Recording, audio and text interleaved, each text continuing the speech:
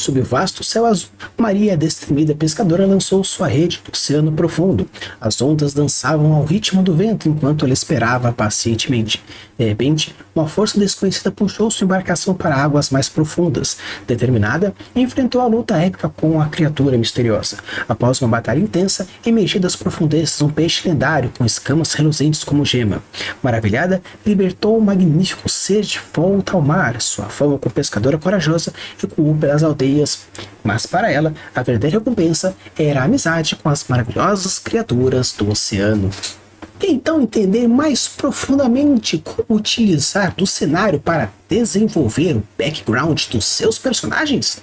Então sim, bora!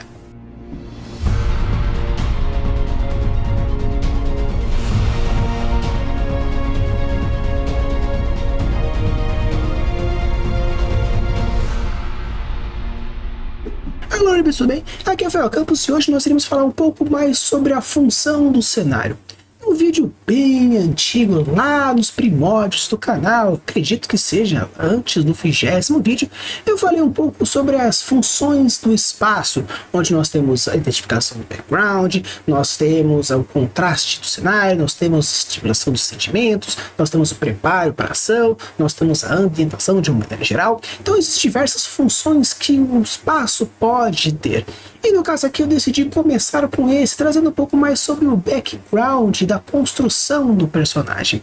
Uma coisa interessante quando a gente fala sobre a função do espaço é que muitas vezes a gente percebe que o espaço define o homem define o espaço, e essa construção social e essa interação com o meio ambiente faz com que você crie uma personalidade, desenvolva algumas manias, tenha um ponto de vista, tenha uma ação, uma reação diferente a partir das suas vivências. Então, hoje nós vamos conversar um pouquinho mais de como esse espaço pode influenciar no background do personagem, e com isso você vai desenvolver um personagem muito mais complexo, muito mais profundo, muito mais vivo e, obviamente, construindo situações bem mais interessantes e, obviamente, construindo espaços vivos, espaços cativantes e, obviamente, histórias bem mais legais. O primeiro ponto importante quando a gente vai abordar o quesito do espaço como background é o ponto de vista. Uma coisa importante quando a gente fala sobre o ponto de vista de um personagem, muitas vezes está relacionado às suas vivências, e as suas vivências estão relacionadas com o local que ele esteve. Quando a gente fala, por exemplo, de RPG, que fala qual que é o seu background, eu sou o herói do povo, eu sou o acólito, eu sou o andarilho, eu sou o nobre. Por quê? Esse espaço que ele está vivendo, esse espaço que ele viveu, moldou as suas habilidades, fazendo com que você ganhe alguma perícia específica, principalmente quando a gente fala sobre Dungeons & Dragons, e com isso você tem alguns atributos diferentes e habilidades diferentes. E obviamente o seu ponto de vista, ou seja, o quanto o personagem ele tem como desenvolvimento nos seus filtros sociais, vai estar diretamente relacionado. Se por acaso você tem um personagem onde ele é um pescador, como Maria, o nosso exemplo aqui da introdução, você pode ver que existe dentro da sua construção uma relação muito mais profunda com o mar, muito mais profunda com criaturas marítimas. Ou seja, você pode fazer com que quando ela veja regiões, por exemplo, mais secas, ela tenha um filtro um tanto diferenciado. Ou o fato dela viver muito no mar, ou pelo menos próximo ao mar, na praia, por exemplo, faz com que ela tenha uma visão de mundo um tanto diferente.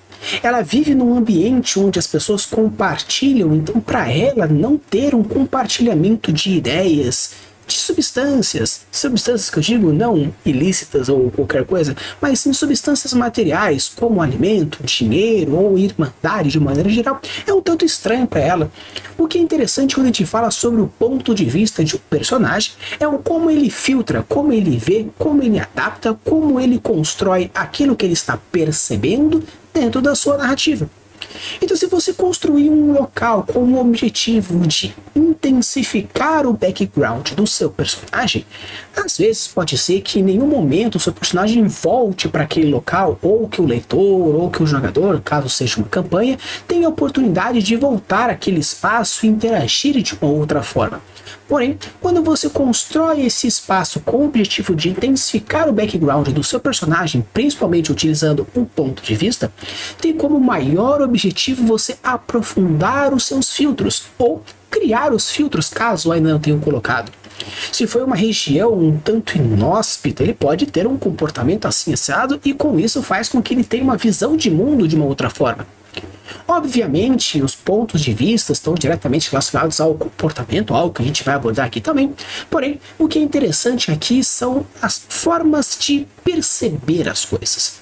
Principalmente no ponto de vista, nesse tópico de ponto de vista, a palavra-chave é percepção. Eu percebo a minha realidade de uma forma, a partir das minhas vivências, dos meus conhecimentos, do meu background. Por isso, eu vou ver essa situação, analisar essa situação como uma forma de usar como o filtro que eu usei. O interessante quando você for construir o seu background no quesito de cenário ou vice-versa, porque você pode pensar então no background do personagem e assim pensar no cenário, ou você pensa no local onde ele nasceu, onde ele cresceu e com isso você cria um background. E é meio que uma mão de via dupla, depende de como é o seu princípio criativo ou aquele que você gostaria de trabalhar mais profundamente, ou pelo menos seja o foco narrativo que você quer trabalhar.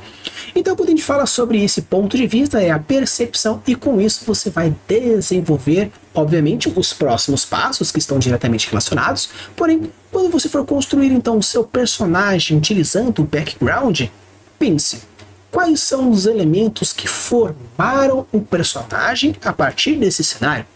Eu construí um cenário que é um tanto perigoso, então perigo é algo que vai ser forte nessa construção, nesse filtro social. No caso, é uma coisa um pouco mais conservadora, então é perigoso e conservador, então ele tem um ponto de vista mais desse formato.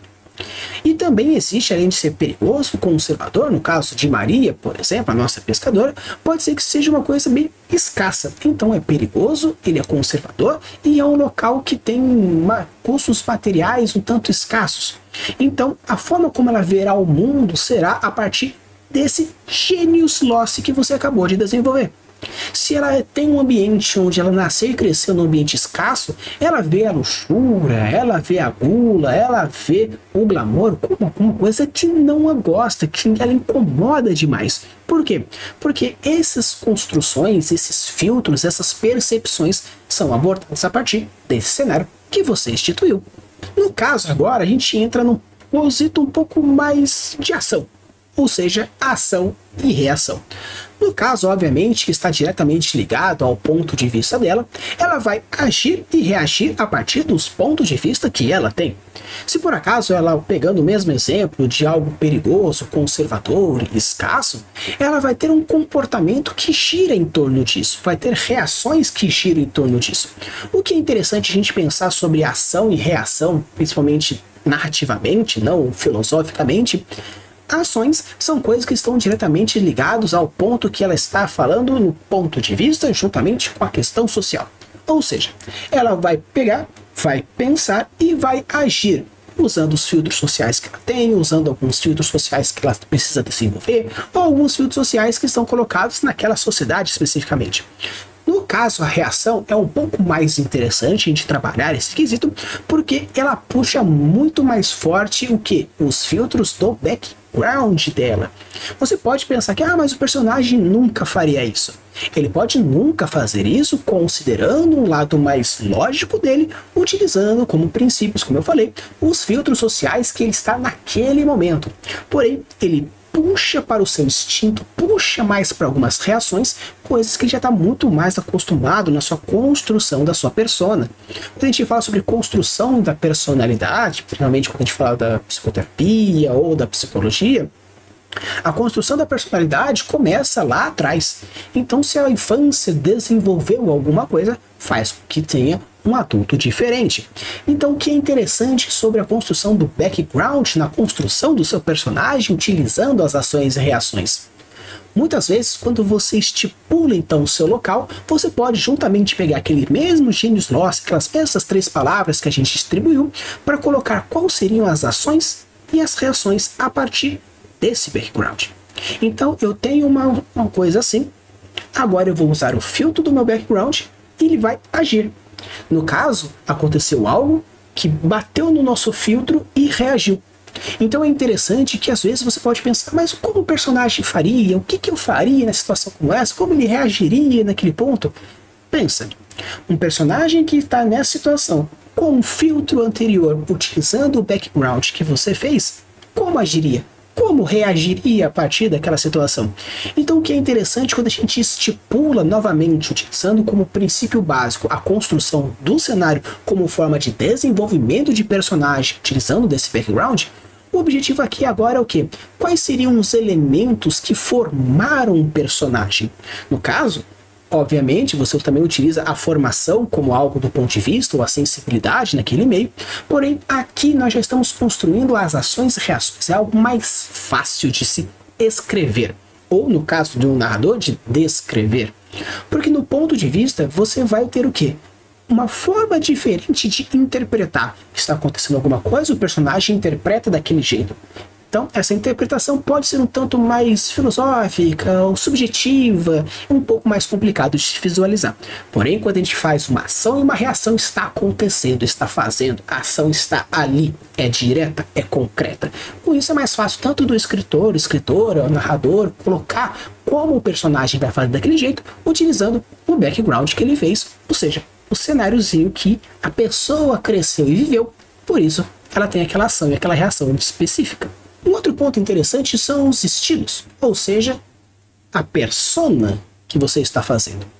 Claro que você pode estipular diversos pontos, agora comportamentos, você pode estipular trejeitos, você pode estipular roupas, você pode estipular manias.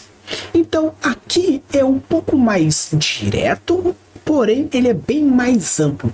Quando a gente fala sobre os estilos, seria basicamente se uma pessoa usou como um ambiente que cresceu praiano, como no caso da nossa Maria, você pode fazer algo estereotipado, como uma bermudona, um chinelo, um chapéu de praia, ou fazer algo como um pirata, talvez, ou um mercador, ou até mesmo um peixeiro, ou até mesmo qualquer outra coisa que tem dentro daquela sociedade. Então, no caso, os estilos aqui seria você, como a pessoa fala, como a pessoa mexe, como a pessoa canta, como a pessoa se veste. Agora você vai trabalhar muito mais o quesito descritivo do personagem ou exterior do personagem. No ponto de vista, a gente trabalhava as suas percepções, ações e reações, mais no quesito comportamental. E no caso aqui agora dos estilos, a gente vai utilizar muito mais a descrição física do personagem. Não apenas a descrição física, mas um pouco também das suas manias e trejeitos. É interessante porque se você quer deixar o personagem muito mais vivo, ele vai ter influências. A pessoa que nasceu, cresceu no Rio de Janeiro vai ter um sotaque carioca. A pessoa que nasceu, cresceu no São Paulo vai ter um sotaque mais paulista. Uma pessoa nordestina, dependendo de qual estado que você estiver falando, é puxado um sotaque mais assim, mais assado, na região norte, na região sul. Então, o que é interessante aqui é como você estipulou um espaço, construiu um espaço com o objetivo de caracterizar um personagem, agora sim você tem todas as ferramentas para instituí-lo. Você tem como ele filtra as coisas, ele sente, como ele age, como ele reage e a sua construção como um todo. Tanto que agora a gente entra no quarto ponto, que é a influência. No caso aqui, vai ficar um pouco mais subjetivo para você escritor, para você escritora, mestre, que é o seguinte: quais que são os pontos que você vai decidir que aquilo vai realmente influenciar o seu personagem? Uma coisa que é bem interessante, principalmente quando a gente fala sobre construções de heróis e vilões, é que a origem, muitas vezes, de ambos é a mesma. A diferença é como aquele acontecimento influenciou no personagem. Um vilão, um herói tiveram um começo traumático. Porém, o herói faz de tudo para que as pessoas não sofram aquilo, e o vilão faz de tudo para que as pessoas sofram aquilo. No caso, queira vingar-se da sociedade por ele ter sofrido aquilo. Então, o que é interessante aqui agora é a questão do psique e do subtexto do seu personagem, utilizando novamente o background. Então aqui a gente aborda os 4 pontos importantes na construção de um personagem. Nós temos como ele sente, como ele filtra as coisas, utilizando o ponto de vista. Nós temos ações e reações, como ele age naquele meio. Nós temos os estilos, ou como aquele meio está caracterizando aquele personagem. E também, agora, as influências, como aquele ambiente criou um subtexto e o psique do personagem. Claro que, obviamente, você não precisa necessariamente aprofundar em todos os 4 pontos. Porém, se você pretende construir personagens vivos, personagens que fazem a diferença, seja protagonistas, antagonistas, até mesmo co-protagonistas ou NPCzinhos, por que eles são tão emblemáticos? Porque eles são vivos. O fato de serem vivos é porque eles têm visões de mundo, é porque eles têm um background, é porque eles têm estilos, é porque o meio influenciou nas suas escolhas, eles possuem manias, possuem falas, possuem diversas coisas, que muitas vezes é o quê? A construção daquele personagem porque ele nasceu naquele local.